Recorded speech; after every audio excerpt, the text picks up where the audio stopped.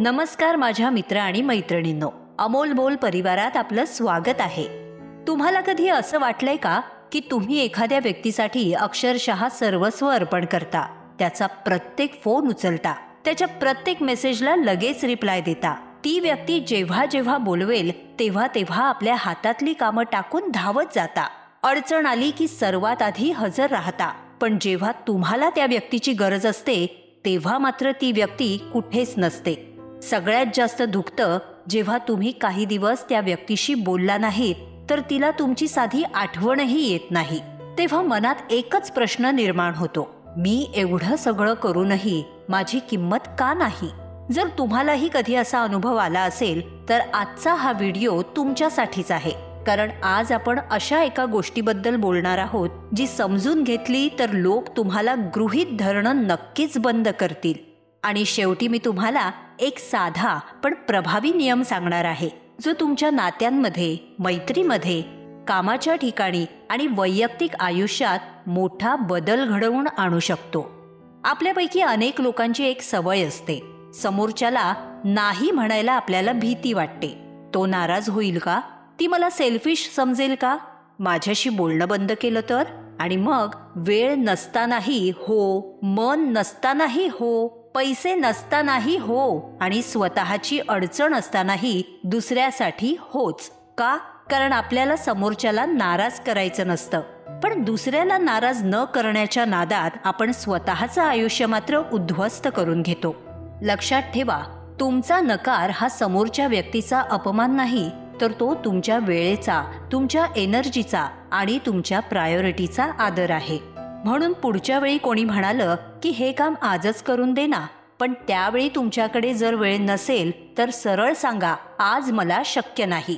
बस, कुठलंही मोठं एक्सप्लेनेशन अजिबात नको.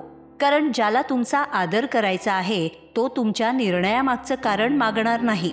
बरं, आणखी एक गोष्ट, जर तुम्हाला वाटत असेल की लोकांनी तुमची आठवण काढावी, तुमच्याबद्दल विचार करावा आणि त्यांना तुमच्याबद्दल जाणून घेण्याची उत्सुकता वाटावी, तर तुमच्या व्यक्तिमत्वात थोडंसं गूढ पण नक्की ठेवा.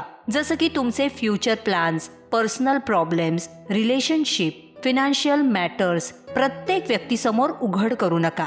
कारण प्रत्येकजण तुमची गोष्ट समजून घेण्यासाठी ऐकत असेलच असं अजिबात नाही.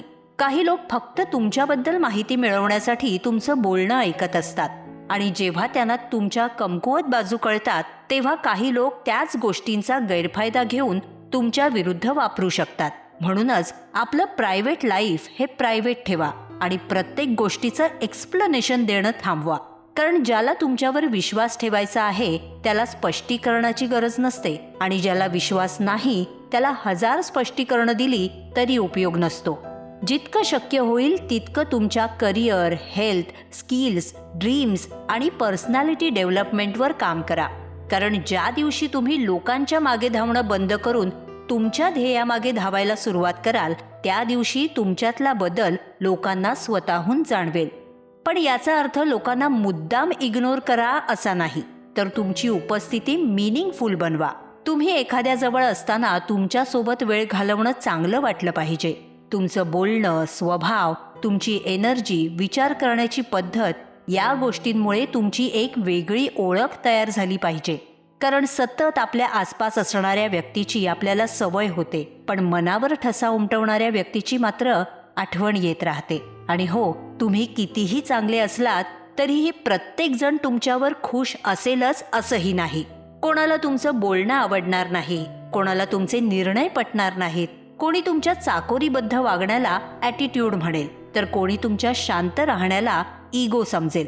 पण प्रत्येकाच्या मतानुसार तुम्ही स्वतःला बदलत राहिलात तर एक दिवस तुम्ही स्वतःचीच ओळख गमावून बसाल.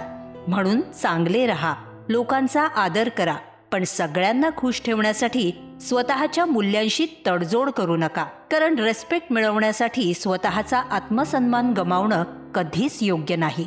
प्रत्येक वेळी स्वतःला एक प्रश्न नक्की विचारा, ही व्यक्ती माझ्या आयुष्यात खरंच इतकी महत्त्वाची आहे का की मी माझी इतकी मानसिक ऊर्जा तिच्यावर खर्च करावी? जर उत्तर नाही असेल तर प्रत्येक गोष्टीवर प्रतिक्रिया देण्यापेक्षा थोडं अंतर ठेवायला शिका. कारण तुमची मानसिक शांती कोणत्याही व्यक्तीपेक्षा अधिक मौल्यवान आहे. आणि सगळ्यात महत्त्वाचा मुद्दा, एकटं राहण्याची भीती कमी करा. कारण ज्या व्यक्तीला एकटं राहता येतं तिला चुकीच्या लोकांना धरून ठेवण्याची गरज राहत नाही. अनेक लोक टॉक्सिक रिलेशनशिप, वाईट फ्रेंडशिप सहन करतात, चुकीच्या लोकांना पुन्हा पुन्हा संधी देतात, फक्त एकटं पडण्याच्या भीतीने. एकटेपणा आणि चुकीच्या व्यक्तीसोबत असणं यात खूप मोठा फरक आहे. एकटेपणा काही काळासाठी त्रासदायक असू शकतो, पण चुकीची व्यक्ती तुमच्या आयुष्यात असेल तर तुम्ही हळूहळू स्वतःलाच हरवू शकता.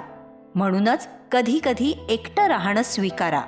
मित्रमैत्रिणींनो, शेवटी एवढंच म्हणेन, लोकांनी तुमची किंमत ओळखावी म्हणून स्वतःला बदलू नका. स्वतःला इतकं मजबूत बनवा की कुणी तुमच्या सोबत राहिलं तर तुम्ही आनंदी व्हाल, पण कुणी सोडून गेलं तरी तुम्ही तुटून पडणार नाही. कारण ज्याला स्वतःसोबत आनंदी राहता येतं त्याला दुसऱ्यांच्या अटेन्शनची भीक मागावी लागत नाही.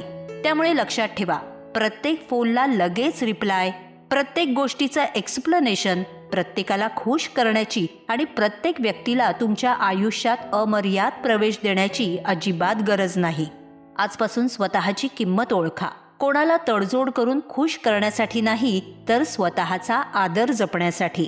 स्वतःवर विश्वास ठेवा, स्वतःची किंमत ओळखा आणि स्वतःला कधीच स्वस्त समजू नका. पुन्हा भेटू एका नव्या विचारासह. धन्यवाद.